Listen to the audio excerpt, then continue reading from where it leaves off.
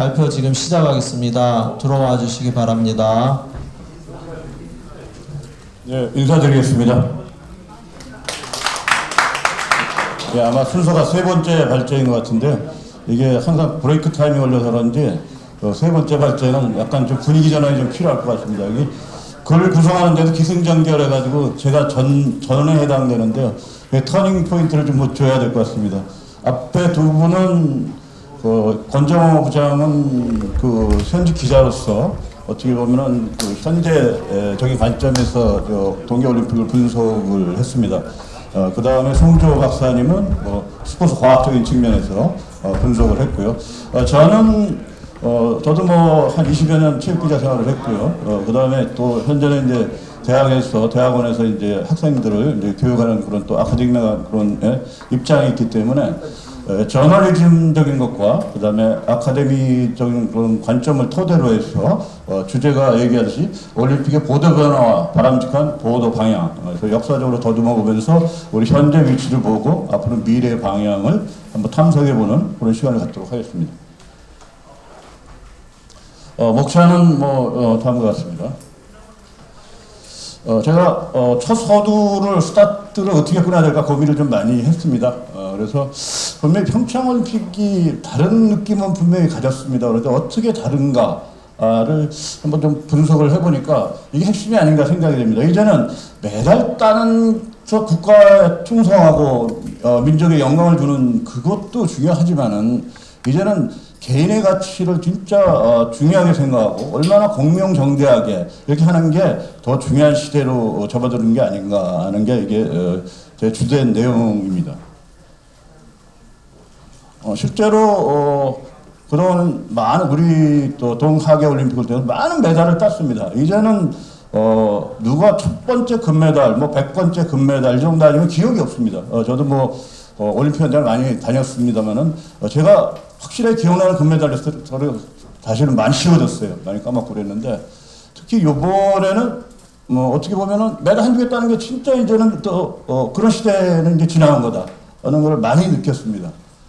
오히려 선수들의 그 개인적 삶이 그야말로 이게 공정한 게임이 돼야 된다. 그 스스로 이런 것들이 많이 강조된 그런 올림픽이 아니었나 이렇게 생각합니다.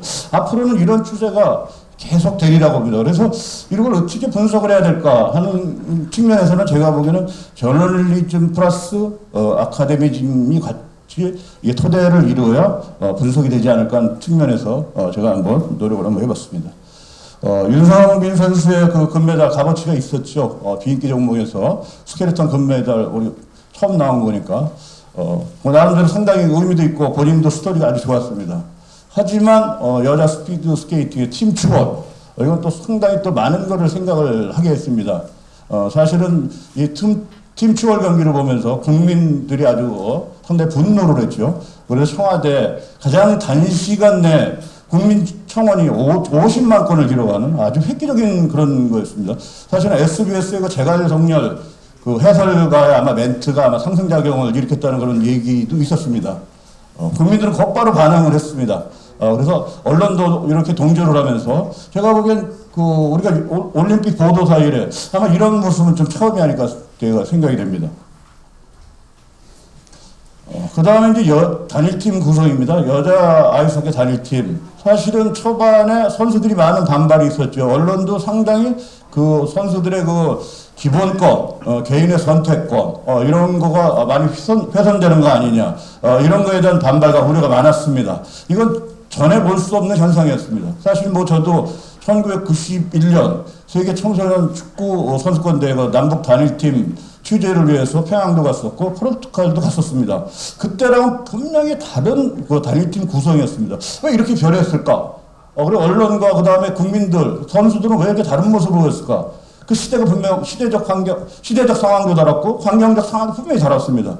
이런 것들에 대한 의문부호가 많이 생겼습니다. 하지만 또 단일팀 구성 이후로 그 다음에 경기에 임했을 때는 또 언론들이 많은 관심을 받았고 국민들은 또 실제로 많이 격려와 환호를 보내줬습니다. 그래서 마지막에는 역사적 대장정의 마침표를 찍은 이런 그 사진을 많이 보도를 했습니다.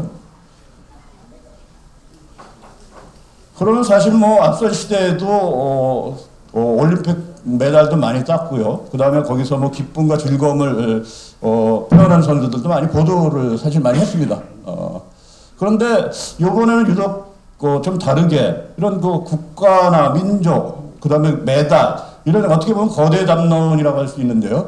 이런 거대 담론 쪽에 치우치는 게 아니고, 이제 선수들 개인, 인간 개인, 그냥 같이 추구하는 이런 것들이 전례 없이 상당히 크게 나타났습니다. 그래서 이런 역할도 사실 또 언론이 많이 불붙인 측면이 있지 않을까 이렇게 생각이 됩니다.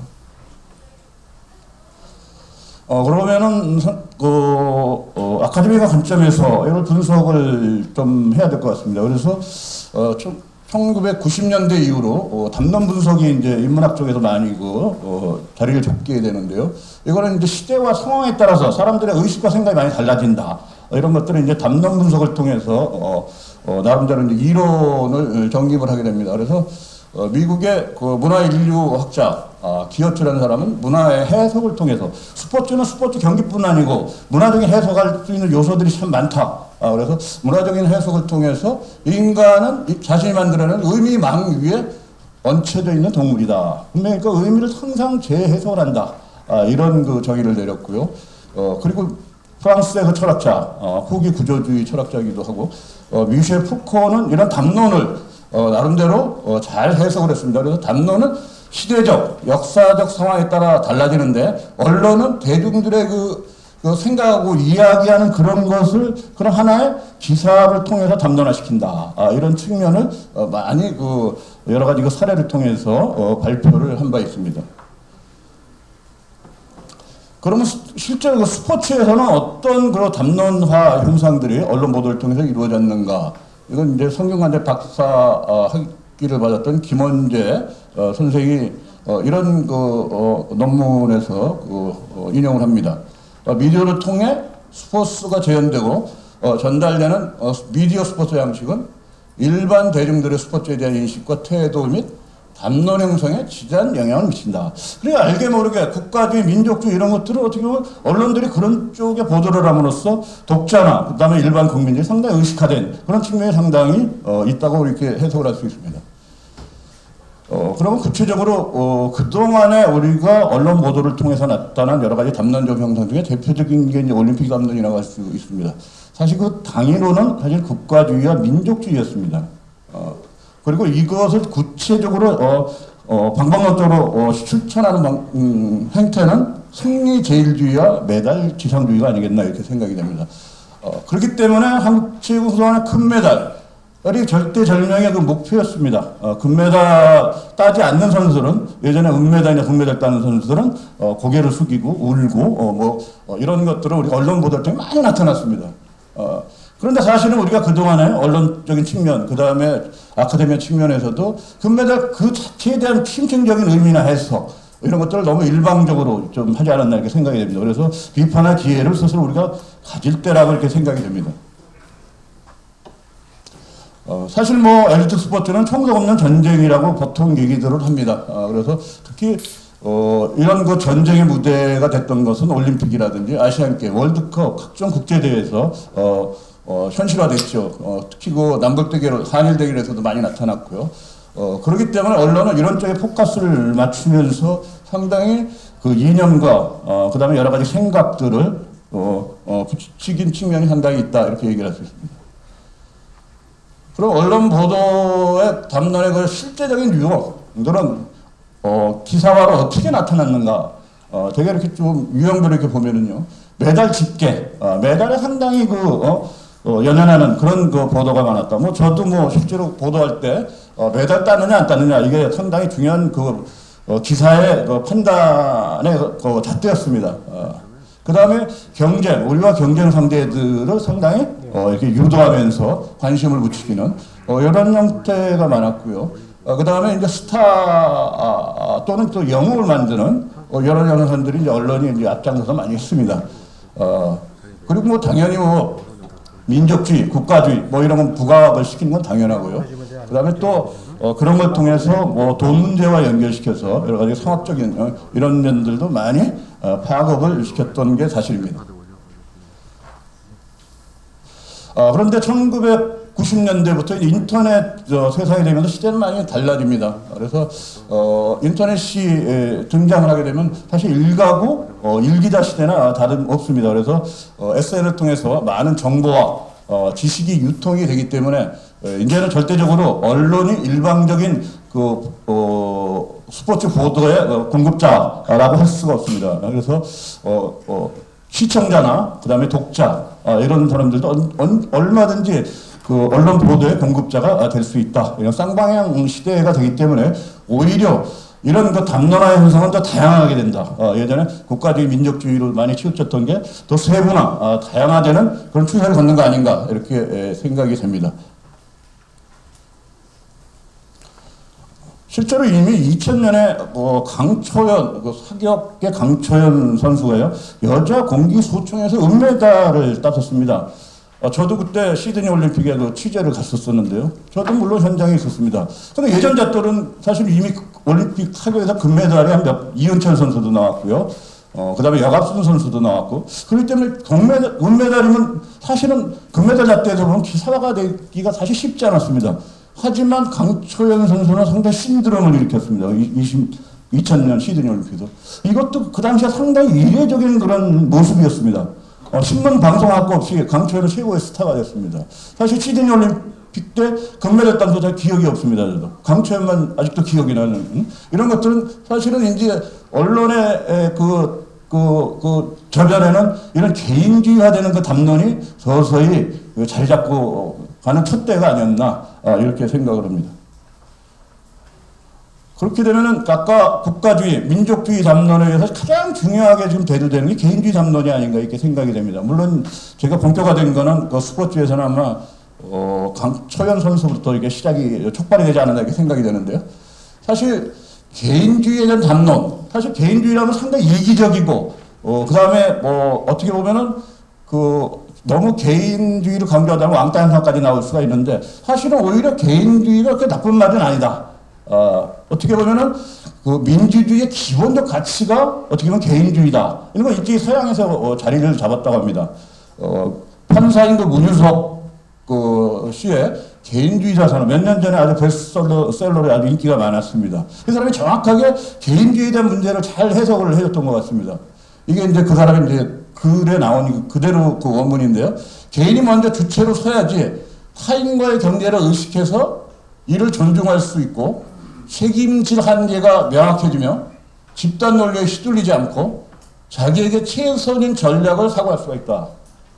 우리가 서구에서 수입한 민주주의는 바로 이런 개인들인데 개인들을 전제로 했는데 우리는 이런 기본적인 가치를 다소 소홀히 하지 않았나. 그래서 너무 국가주의와 민족주의, 거대 담론에 우리가 너무 치우치고 미시 담론, 이런 개인주의 담론은 우리가 너무 약하게 보지 않았나. 이제는 이런 것들을 아주 우리가 본격적으로 우리가 기본적 가치로 내세워서 우리 사회가 이렇게 서서히 이제 선진화돼야 되는 거 아닌가 이런 생각을 해봅니다. 이건 특히 이제 다매체, 다채널 시대를 맞아가지고 더욱 이런 현상들이 더 많이 나타날 겁니다. 이제 신문과 방송이 독주하던 시대가 아니기 때문에 SNS를 통해서도 얼마든지 이런 올림픽 담론들이 개인주의를 토대로 해서 많이 등장하지 않을까 생각이 됩니다. 그리고 실제로 제가 생각하기에는 앞으로는 이제 올림픽에서 국가주의, 민족주의가 이기는 것만은 아니다. 이런 생각을 해봅니다. 그래서 인간의 가치라든지 이런 올바른 사유를 갖고 경기에 임하는 게 사실 이게 올림픽의 기본 정신이기도 한데요. 이런 개인들이 더 대중한테 많은 그런 가치를 보여주는 거 아닌가 이렇게 생각이 됩니다. 그렇기 때문에 이제 언론은 이제는 이제 국가주의 민족주의 물론 무시할 수는 없습니다. 하지만은 우리 사회에서 드러나는 여러 가지 세분화, 다양화된 그런 쪽에 관심을 가질 수밖에 없다.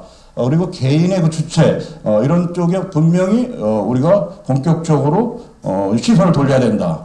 특히 중요하게 다문화 가정 출신 선수들, 그 다음에 국적을 전환시킨 선수들. 제가 생각하기에는 소치올림픽 때 빅터 로한 선수 사실 여러 가지 보도가 있었습니다만 사실은 진상은 본인이 선택을 한 겁니다. 국가대표로 해서 불만을 품고 이런 게 아니라거나 최근에 안현수 아버님한테 내가 얘기를 들었습니다.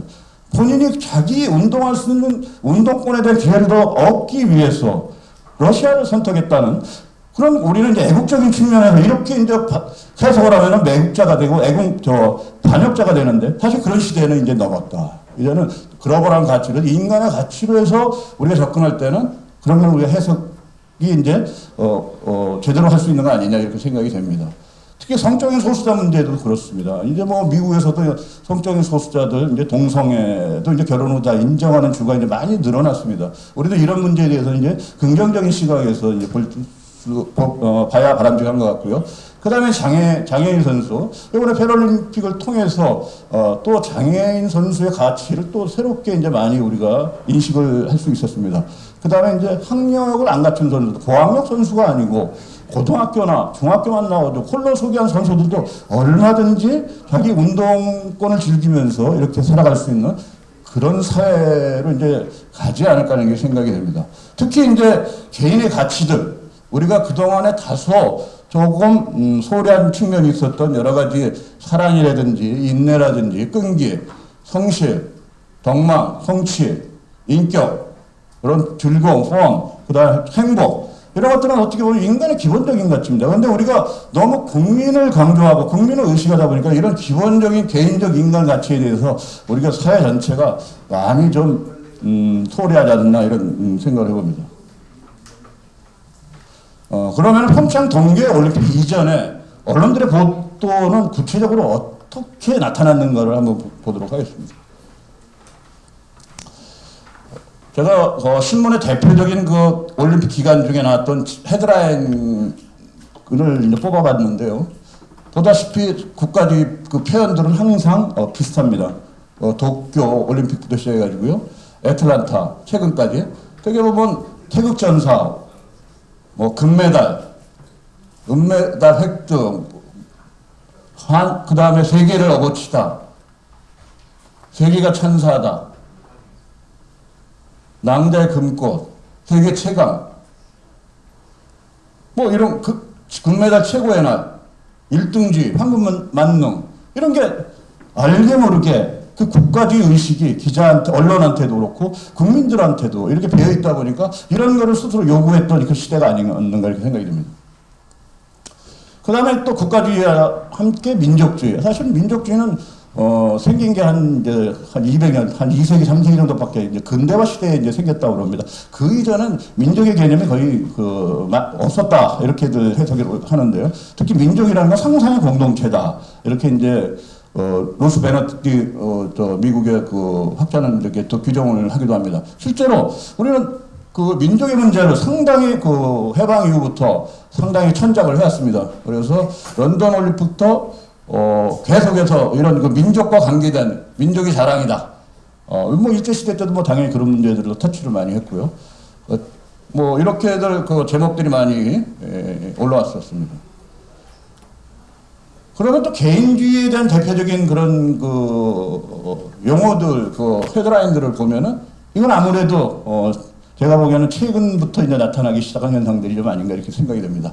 그만큼 이제 개인의 그 존재가 상당히 중요한 그런 사회로 이제 우리가 변하는 모습의 일단이라고 얘기할 수 있습니다. 시드니 올림픽 같은 경우는 제가 강초연 아까 예를 들었었는데 강초연 선수요. 뭐 이런 현상들이 많이 나타납니다. 실력도 미모도 그리고 모델 출신 이제 인간 사람의 모습에 대해서 이제 관심을 많이 보이고 있습니다. 금메달도 보다도 이제 값진 동메달 이런 거 이제 그만큼 노력을 했어. 자기네가 성취 그 자체를 중요시한다. 뭐 이런 그 의미를 상당히 담고 있는 그런 말이 아닐까 생각이 되고요. 사강도 예쁘다. 뭐 이런 거. 옛날에는 국가주의 민족주의는 사실은 메달 못 따면은 사실은 이런 표현들을 쓰기가 좀 그 시대는 어렵지 않은가 이렇게 생각이 됩니다.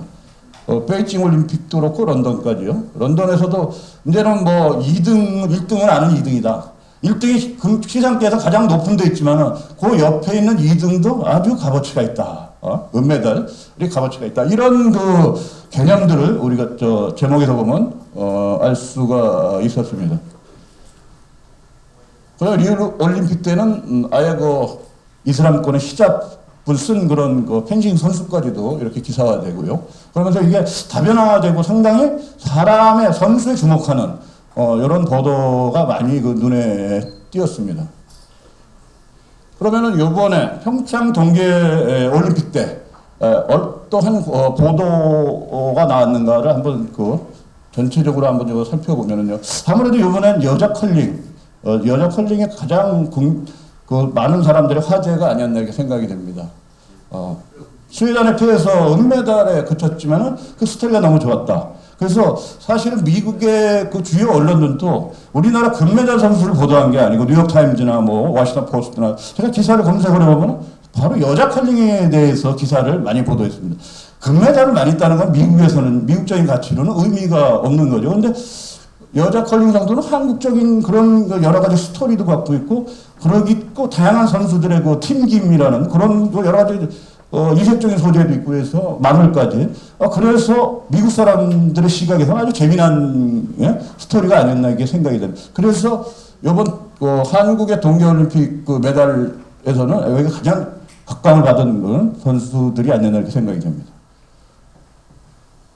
그러면 이제 우리가 은메달을 8개를 땄죠. 금메달 5개인데 사실은 그 은메달 8개가 사실 금메달보다 더 중요한 값어치가 있다고 저는 생각이 됩니다. 금메달 8개 중에는 뭐 여자 컬링부터 시작해서 바로 이상화 선수요. 이건 우리가 소치 올림픽에서 김연아 선수가 은메달을 땄으면서도 아주 빛이 났던 그런 모습을 다시 보는 그런 느낌이었습니다.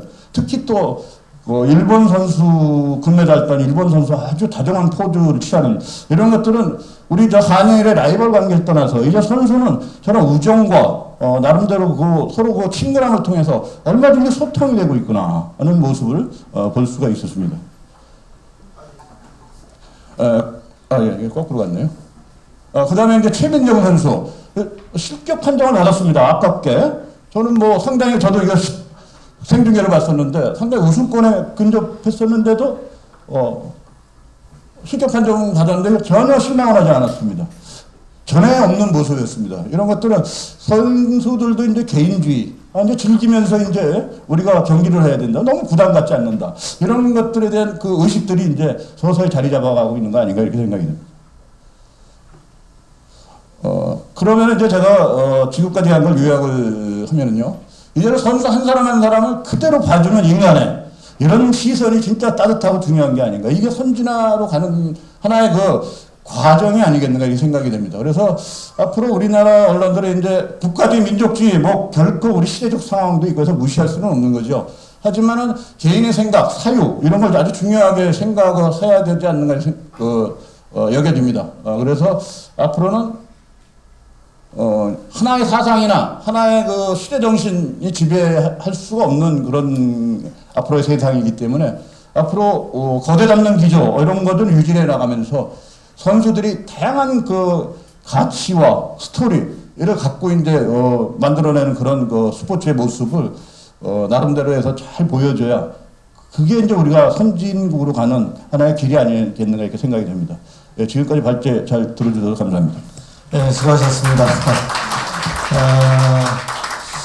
제가 좀 뭐 반복해서 죄송한 말씀이지만 일본 같은 경우에 보도 자료를 제가 한 50쪽을 이렇게 좀 살펴봤는데요. 보면은 지금 우리 발제자께서 하신 그 한국의 보도 수준과 이런 그 분석이 훨씬 그 과거보다는 달라진 것 같아요. 그러니까 일본은 아직도 감정적인 우리나라에 대한 그 혐한 아니면 뭐 니폰 스코이 해가지고 뭐 일본 뭐 잘한다 뭐 이런 식의 그 양분된 그런 쪽으로만 거의 보도 형태가 많이 흐르는데 우리나라는 이 SNS가 발달됐기 때문에 개인의 어떤 그 커뮤니케이션 능력이 굉장히 발달이 되면서 관점이 좀 흐름이 지금 발제자께서 하신 그런 방향으로 상당히 수준이 우리가 좀 높게 일본보다는 진행가고 있지 않나 하는 개인적 의견이 좀 들었습니다.